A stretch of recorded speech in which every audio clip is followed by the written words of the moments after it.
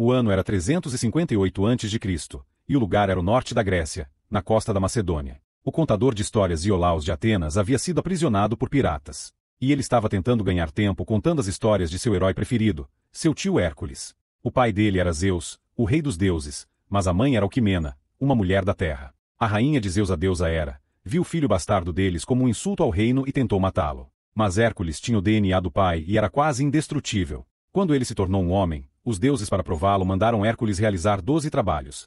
Se ele conseguisse sobreviver e completasse todas as provas, a deusa não mais se preocuparia com ele e o deixaria livre para viver tranquilo. Nesse teste ele teve que enfrentar monstros poderosos como a Hidra, o javali de Erimanto e o leão de Nemeia, cuja carcaça era tão dura que nenhuma arma conseguia penetrar. Mas Hércules conseguiu acabar com a criatura usando apenas as próprias mãos. Ao ouvir as histórias, os piratas não acreditaram no garoto, achando que tudo o que ele estava dizendo era mentira. Nesse momento, Hércules aparece para resgatar o sobrinho, usando a pele do leão que ele matou na cabeça. Mesmo assim, os piratas não sentem medo dele, pois estavam em maior número porque eram 40. Mas para Hércules a quantidade não significava nada, e ele parte para cima de vários soldados ao mesmo tempo. O melhor é que ele não estava sozinho, pois seus companheiros de batalha vieram junto. O grupo era composto pelo vidente Anfiaral de Argos, o ladrão autólico de Esparta, o guerreiro selvagem de Tibel de Tebas e a arqueira amazona Atalanta da Citia. Naquele instante todos partem para cima dos piratas e acaba eliminando todos eles sem nenhum esforço e resgata Iolaus. Depois de contar as cabeças pelas quais iriam receber uma recompensa, Autólico fala para Iolaus que ele precisava ser mais convincente nas histórias de Hércules para os bandidos sentir mais medo.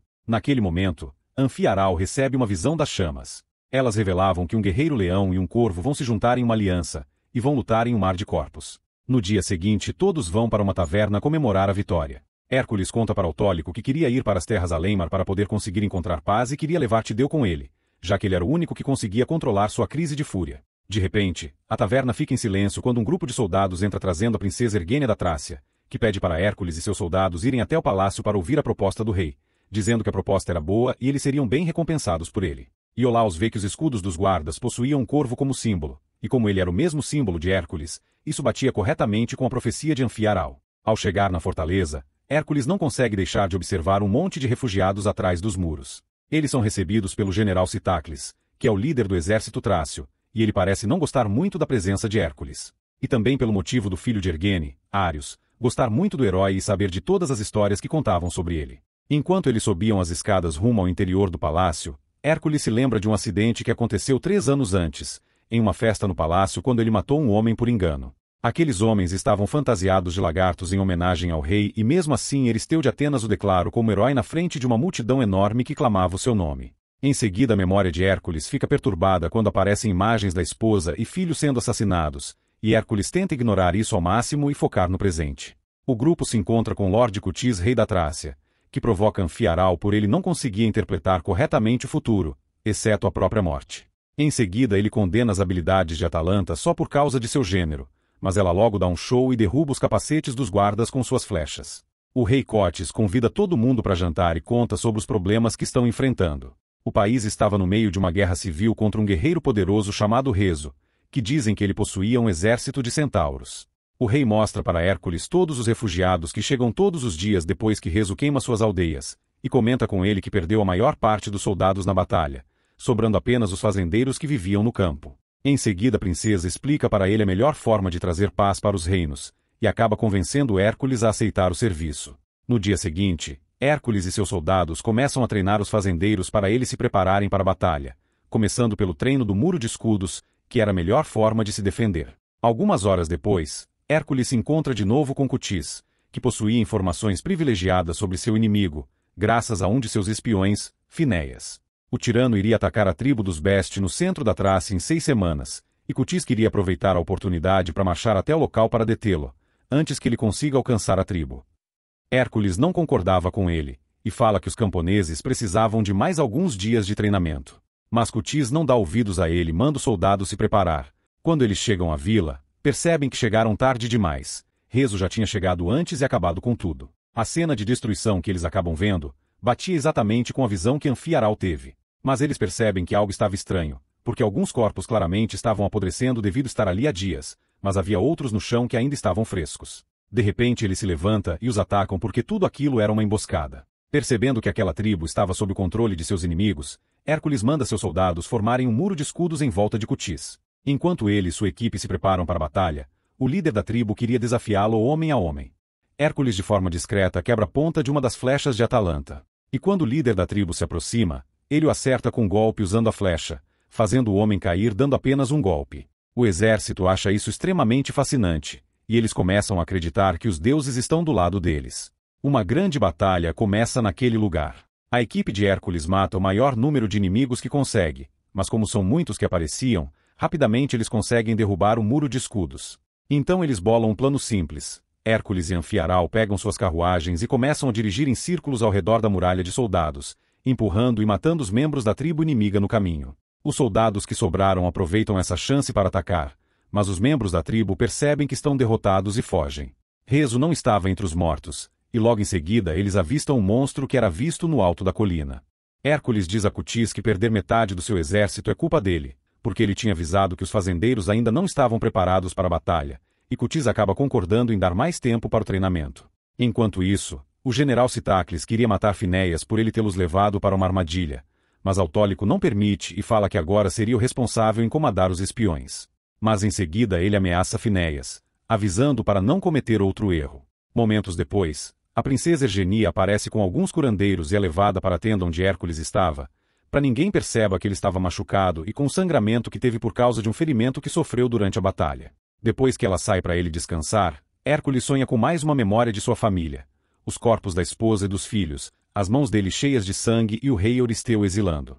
O rei decidiu não executar Hércules para ele viver para sempre com a culpa de ter matado a própria família. Ele acorda desse pesadelo quando ouve umas crianças rindo, e ao entrar na floresta para investigar, vê sua família morta e sendo devorada por um cão de 3 cabeças.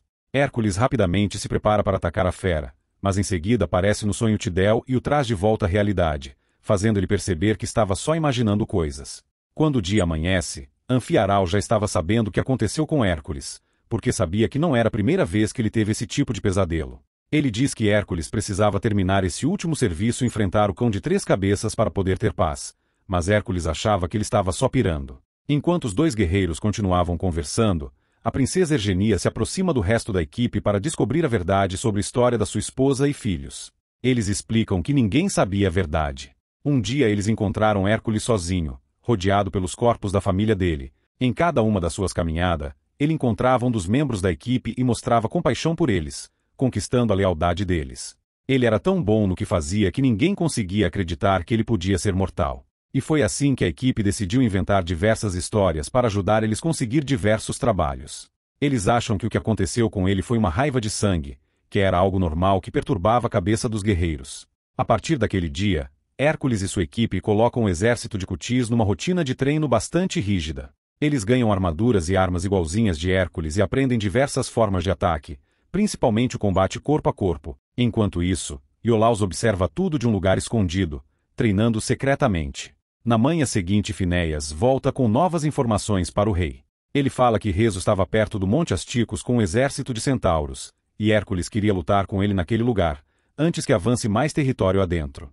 Isso poderia não ser uma boa estratégia, porque a floresta pode atrasar as carruagens, mas ele tinha um plano. Anfiarau tristemente não consegue prever se vão vencer ou não, porque não consegue ver isso. Mas o que ele sabia era que iria perder a vida em uma dessas batalhas. Alguns dias depois, quando o exército estava pronto para a batalha, eles chegam ao Monte Asticos, mas não encontram nenhum exército inimigo. O inimigo estava naquele lugar, e o exército de Rezo aparece em cima de uma colina. Quando se aproximam, eles percebem que não são centauros, mas sim um grupo de homens a cavalo, criando uma ilusão de ótica por estarem contra o sol. Rezo vai falar com Cutis, que tem Finéias ao lado, mas na verdade ele estava trabalhando para o adversário o tempo inteiro. Cutis é convidado a se render, mas ele não aceita, e os dois lados se preparam para a batalha. O exército de Cutis forma um muro de escudos em volta do rei, e logo em seguida diversos soldados inimigos aparecem para atacar. Mas uma emboscada havia sido preparada, e Atalanta e seus arqueiros é quem aparecem de repente em carroças pela floresta, emboscando o inimigo quando eles se aproximam deles. Em seguida flechas em chamas são disparadas, e Arau abre os braços pronto para aceitar a morte. Mas por sorte ou algum motivo, nenhuma delas perfura o seu peito. A batalha acaba sendo longa e difícil. O exército de Rezo podia ter mais cavaleiros, mas os soldados de Hércules têm uma formação melhor e logo começam a derrotar o inimigo. Os soldados de Rezo começam a fugir do campo de batalha, mas ele decide ficar e ir para cima de Hércules, Mas na verdade o que ele devia ter feito mesmo era ter fugido. Hércules pega seu inimigo com seu cavalo e joga os dois no chão com muita facilidade. Algum tempo depois, quando eles voltam para o palácio com o Rezo preso, Cutis começa a humilhá-lo na frente de todos. Mas Hércules acaba sentindo pena e decide ajudar o vilão a continuar andando. Enquanto eles caminham juntos, Rezo tentava explicar para Hércules que Cutis era na verdade um homem mau, e que não foram os homens dele que queimaram aquelas vilas, mas sim o próprio rei. Durante a festa de celebração, Rezo estava preso com correntes entre colunas como troféu, e a princesa tentava levar água para ele, mas Cutis não a deixa. Então chega o momento da coroação, já que agora a Trácia não estava mais dividida, onde Cutis acaba se tornando o novo rei. Quando a princesa Ergênia sai da sala, depois que Rezo continuava expondo Cutis ao ridículo, Hércules percebeu algo estranho e vai atrás da mulher, exigindo que ela falasse a verdade. Ela confirma que Rezo não estava mentindo, e foi Cutis quem começou a guerra, depois acabou envenenando seu marido, que era o verdadeiro rei, para tomar o seu trono. Ela diz que só colaborou com o plano dele porque Cutis ameaçou matar seu filho, caso ela fosse contra o seu plano. Ela se revolta e tenta convencer Hércules a levar o seu filho com ele quando ele saísse do palácio, mas Hércules não queria separá-los. Em seguida os dois são encontrados pelo general Citacles, que chega dizendo que Cutis estava procurando por ele. Imediatamente Hércules vai confrontar Cutis o acusando de traição, mas ele zomba dele, dizendo que mercenários que fazem qualquer coisa por dinheiro, de repente tenham uma consciência boa. Ele acaba falando que queria formar seu próprio império e convida Hércules para ser o general de seu exército. Quando Hércules recusa a proposta do rei, ele acaba pagando a ele o que foi combinado, e todos vão embora. Ao chegar nas carruagens, Hércules devolve o dinheiro que recebeu, porque queria ficar e salvar Trácia. Ele não queria que seus amigos ficassem com ele e deixa todo mundo ir embora com suas recompensas para continuar seguindo a vida. Mas Atalanta lembra a ele que eles não estão com ele porque sentem que devem algo, mas sim porque são uma família. A equipe toda decide ficar e lutar com ele, exceto Autólico que vai embora com todo o ouro, chamando eles de loucos. Eles entram de novo no palácio, mas o general Citaclio já estava esperando por eles com seus soldados.